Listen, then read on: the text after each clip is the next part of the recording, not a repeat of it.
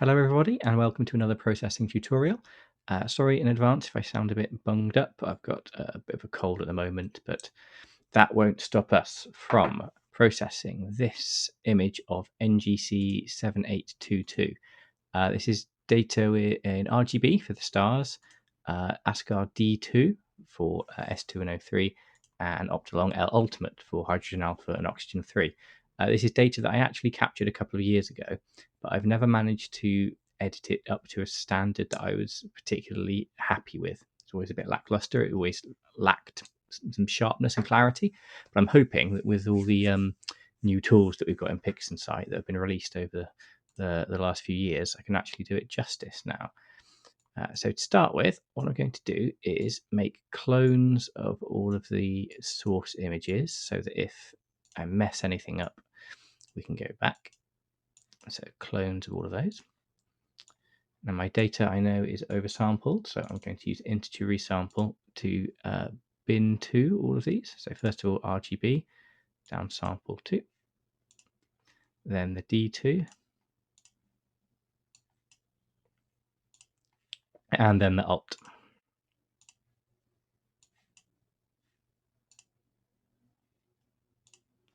Very good. Next thing is to make sure that all of these images are exactly aligned to one another. It needs to be pixel perfect. So to do that, I use star alignment. And for my reference image, I use whichever one just looks the best, whichever one's got the most detail in it. And that for narrowband is normally the L Ultimate. So our reference image is the view alt. And the target images, what we're going to be changing are RGB and D2. To apply all of that, we just click on the circle, give that a moment, and it should spit out 2 new images. If I do an unlinked screen transfer function, we'll see those. These replace the originals there. You can delete those. Now you'll notice that there are some black borders around here. That's normal, that's to be expected. We can fix that. What we want to do is choose whichever image has the most significant black borders. So I would say that was this one here, the RGB. Dynamic crop, and then hold down Control and use the mouse. Holding down Control maintains the aspect ratio. And we want to just move it in a bit so that we don't have any of those black borders selected.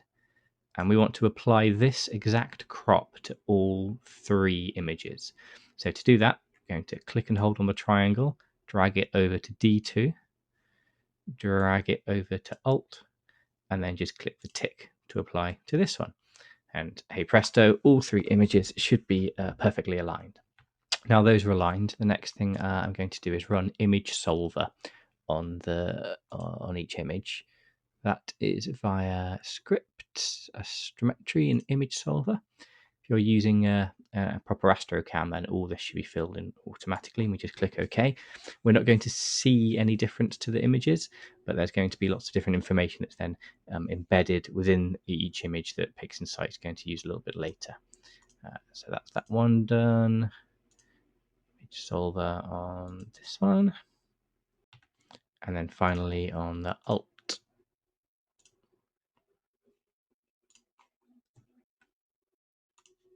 All right, looking good.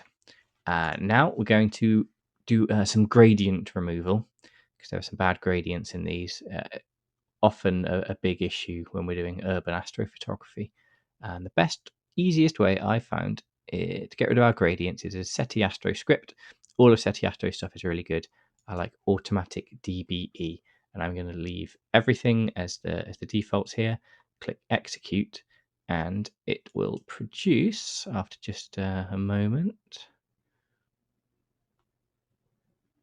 our extracted background. We don't need that. This is the image that we want, and that's our RGB with the gradients removed. So we don't need that one. That's the one that we're going to go ahead with.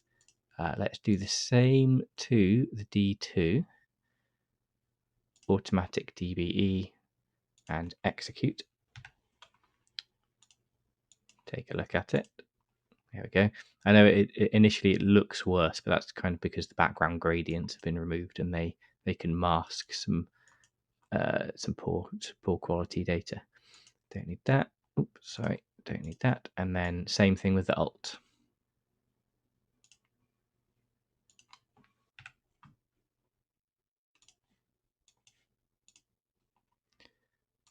Okie dokie. Let's make some clones of these. So we just ran DBE, didn't we? Dynamic background extraction. So I'm going to make clones in case we need to come back to this stage. RGB, DBE. Just changing the names to keep them shorter. Otherwise they get a bit long, don't they?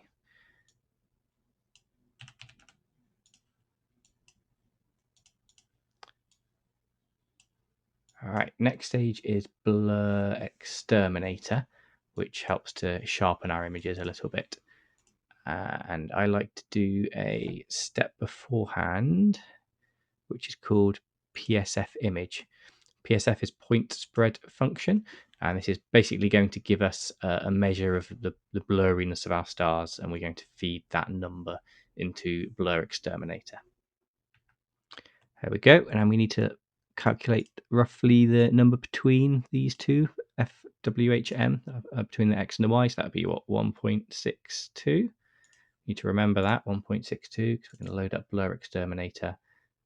We're not doing automatic PSF because we've just calculated it's 1.62, and I'm going to leave everything else as the defaults and then run that. That's finished. You won't see much difference unless you do a really close in before and after comparison, but it does help a little bit. Let's run exactly the same process now for the D2. It's render, isn't it? Sorry, render PSF image and evaluate. And between the two, let's say it's 1.81, 1.81, and then run that on the D2. And then finally the alt, render PSF image, evaluate. And let's say 1.55 or so between the two of those, 1.55, and run that on the alt. And a moment later, that should be done, and that's Blur Exterminator run on all three of these images. The next step is color calibration, and to do that, we're going to use SPCC. And a good precursor step to SPCC is another SETI Astro script called find background, and this is going to find just a neutral part of the background of the image, which is going to help with the color calibration. So SPCC. I've loaded it up on the RGB, so it's not narrowband, so that's okay. We want region of interest, and that's what we just calculated, that background. Let's run that, and it should give us better colors for our stars. Okay, and we can right click and delete that preview because we don't need that. Now we're going to go and do the same thing for the DBE. So SETI Astro, find background, search. Now SPCC, this is narrowband data, so we're going to click narrowband. SPCC is not really designed for these dual band filters like the ASCAR and the Optilong here that I'm using, but I find they work reasonably well. Nowadays, I actually use an ASCAR E2 filter, but like I said earlier, this data is from a few years ago. So this is D2, and D2 had a bandwidth of 6 nanometers. Let's select that background and then run that. Okay, now it looks awful here, but I'm trusting in the process. I think it will look good when we stretch it. And now the alt. SETI Astro, find background, search. And this filter is 3 nanometers. 3, 3, 3.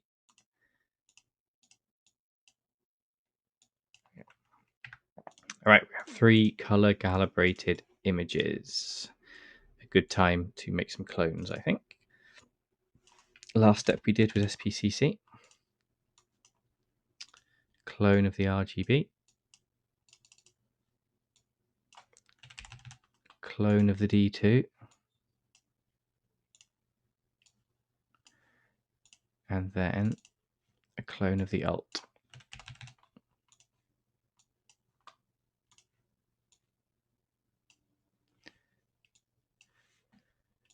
Next comes time to stretch the 3 images from linear to non-linear.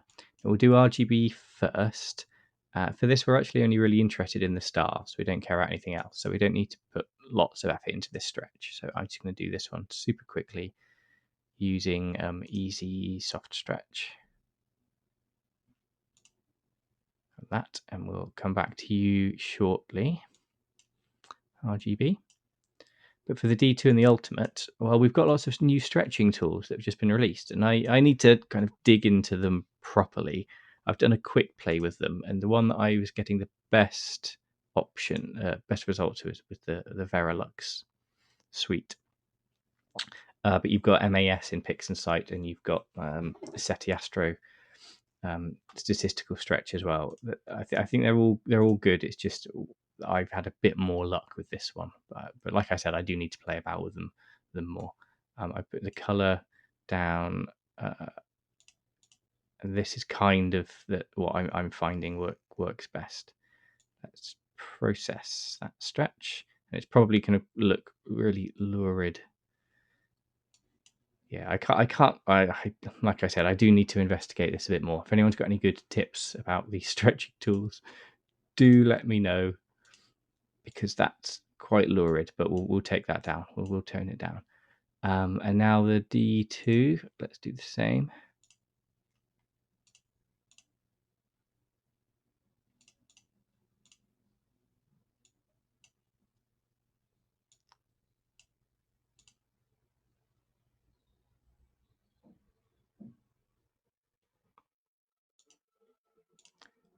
Okay, so we have 3 stretched images now.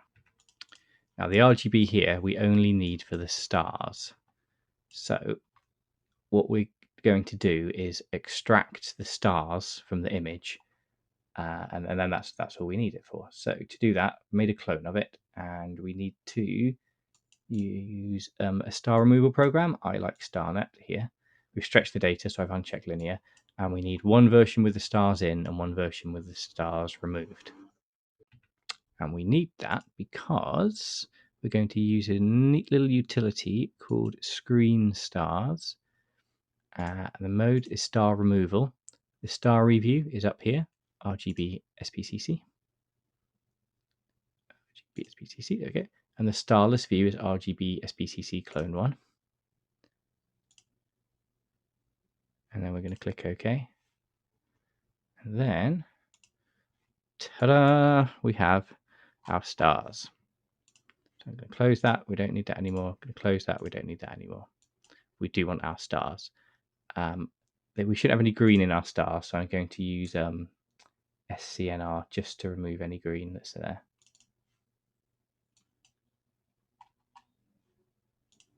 And the stars we're going to put away, and we'll come back to those at the end. Now we don't need the stars from these 2 images, so let's just go ahead and completely remove them. Now we've got a few little artifacts left over that match up with these brighter stars. We don't want those in these images, so we're going to get rid of them. And to do that, we're going to use SETI Astro's Blemish Blaster, which works reasonably well. Let's find... where's it gone? I overshot it, haven't I? There it is. So we hold down... we hold down Shift and drag a mouse over it, and then click Execute, and that's... do it a couple of times.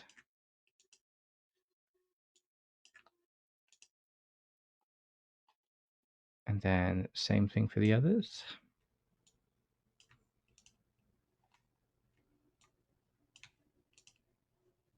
It's not perfect, but it's pretty good and it's fast, and you won't really notice those blemishes once the source stars are over anyway. So once we've done that, we click Apply to Main Menu, and that one's done. And then we're going to want to go and do the same thing here to this alt data. So we want blemish blaster.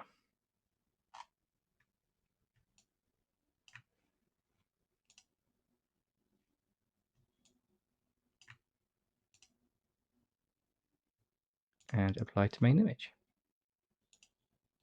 Great. Now, these are both pretty noisy. I'm not set on when to apply noise reduction. I often actually do it a bit earlier. I kind of forgot during this video, and sometimes I do it at the end, but I think that at the moment I'm going to do a little bit of noise reduction. Actually, quite a bit of noise reduction.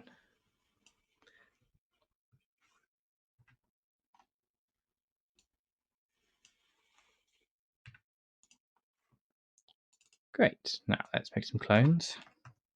This is D2 noise X. And here we have alt noise X.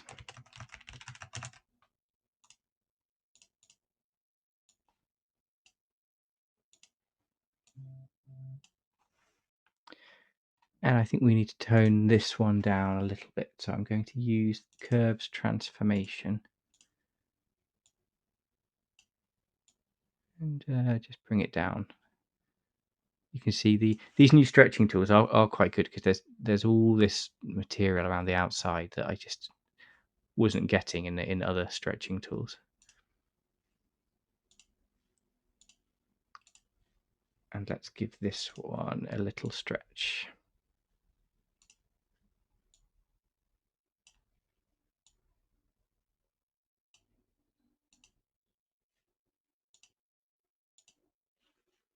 Now there's a few ways of going about the next step. We want to combine these two. Let's try SETI Astro's Perfect Pallet Picker. We've stretched our data so it's not linear. The HAO3 is our ultimate, which is currently called Alt Noise X. There it is. And the S203 is the D2, so that's D2 Noise X. And let's create our palettes. See what these look like. Generally, I think the 4-ax one is the nicest, but you can take your pick. HSO one is quite dramatic, actually. And the HOO one is quite nice, but I'm going to go 4-ax here. So just click on it, and then it will produce a nice 4-ax image. So let's minimize that one, and then minimize this one, and make a clone of that.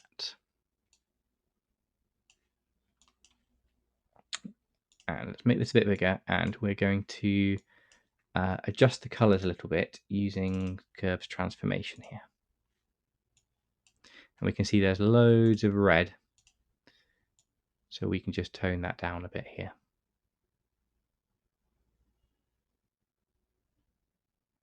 I mean, there should be a lot of red in the image, so we're not taking it all out. Do a quick before and after. Yeah, that's tamed it a little bit, hasn't it? And then maybe just a general curves adjustment. Oop, it would help if I did the real-time preview, wouldn't it?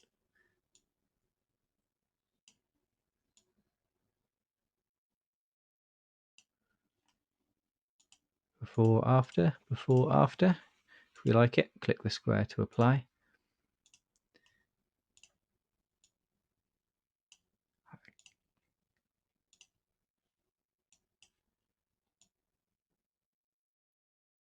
And then it might be time to play about with selective color correction, which is a script that I like a lot. And this allows us to adjust each color individually. It can be quite effective. So I'm just going to go through and play about with this and see what kind of differences it makes. Look at that, put the cyan up, and we get a nice difference in color there. To be honest, I never know what it's going to look like, so it's just, this stage is just kind of playing about. Have some fun with it, and just do each step and see if you can get it looking how you want it to look. And when you're playing about this, you might not even know exactly how you want it to look. Just go step by step. All right, these are my final settings for the red mask. You can see them just here. If I click on the preview changed image, this was the before, and then after those tweaks, a more pleasing palette, I would say. I have to remember to click apply, and then that will set them into the actual image.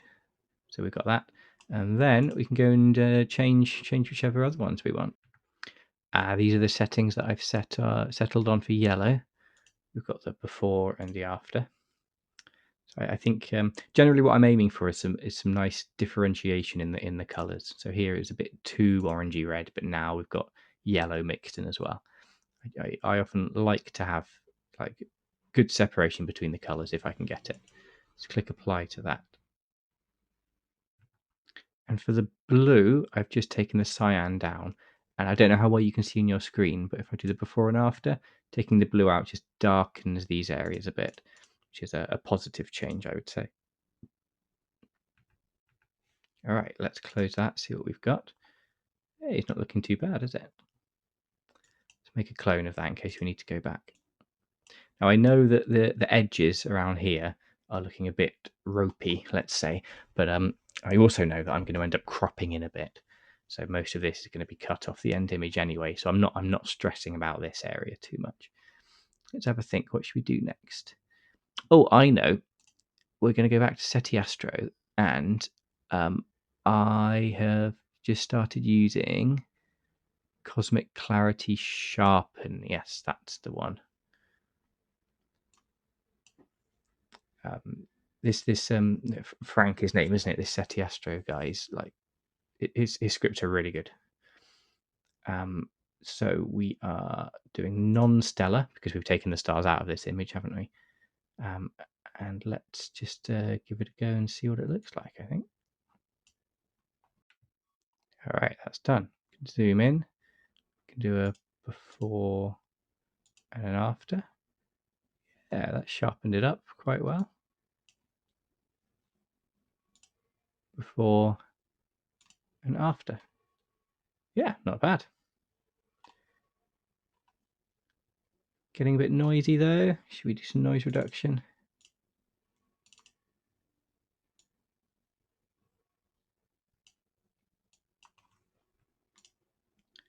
Yeah, that is a noise exterminator is magic.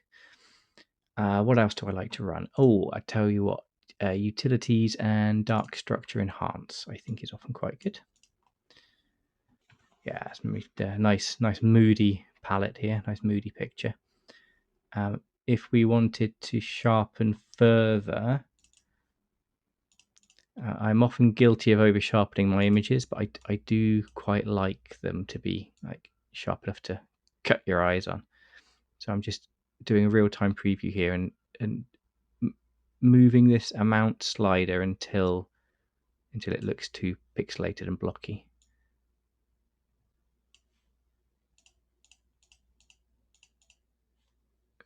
Might be a bit too much. Okay, let's run that.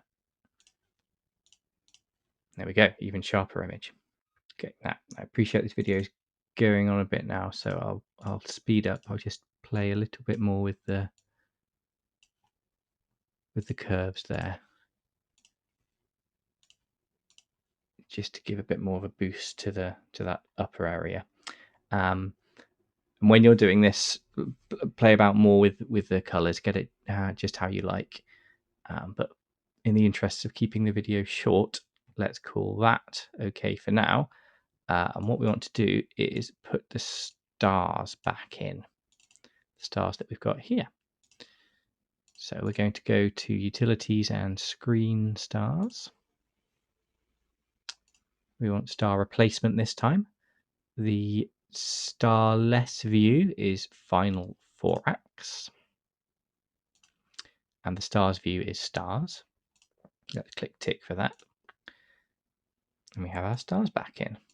Now it may well be, and I think this is probably the case here, that the stars are just a bit much. I'd like to have them reduced a bit.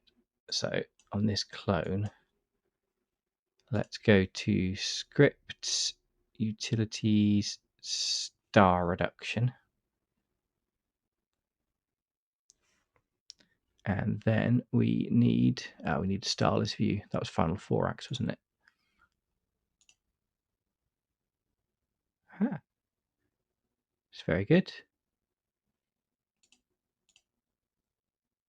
Oops, on the preview. Oh, sorry. Double click to reset zoom. Control click to toggle. There. So before, after, before, after. Before, after. It's good. It's really good. I accept your star reduction. Okay, that's done it here, hasn't it?